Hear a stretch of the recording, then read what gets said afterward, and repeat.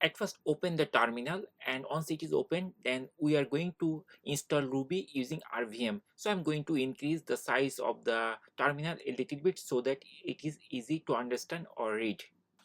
First, check whether we have any rubies over there or not. So I'm going to type the command rvm space list then space rubies and hit enter or return key. And we are seeing there is no Ruby installed on this Mac. So let's get started. But before going to install that, let's check the available versions of Rubies by typing the command rvm space list then space known and hit enter or return key.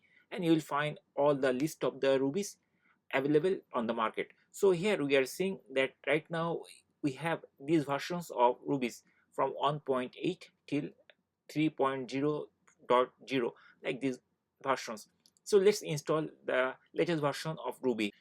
Now let's start typing rvm space then install then space 3.0. So let's do one thing. Let's check what will happen if we don't put the whole version. So we are seeing 3.0.0. So I'm going to put only 3. Now hit enter or return key. Then it will give us error that it is unable to install. So we have to put the whole version like 3.0.0, and then we have to wait.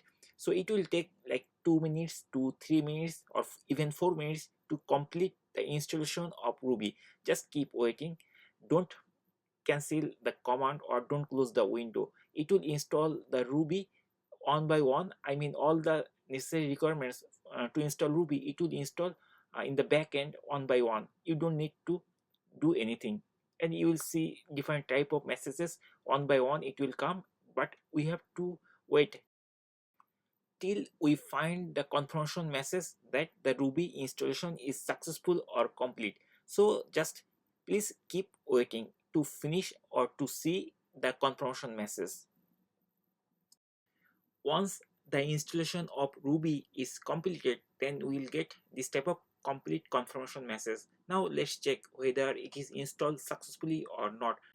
Let's type the command rvm space list space rubies and hit return key, and we are seeing that this is the version of Ruby which we installed, and here we are seeing current and default. This is the current and default version of Ruby like 3.0.0.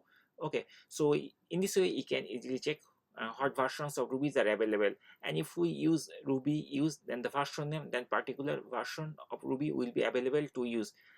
We don't need to use this thing because we have only one version. But if you have multiple versions of Rubies, then you can check by that command to use, to tell the compiler or the system which versions of Ruby you want to use. So there is another command which Ruby, and it will show us the install location of Ruby. So here this is the install location of Ruby we are seeing.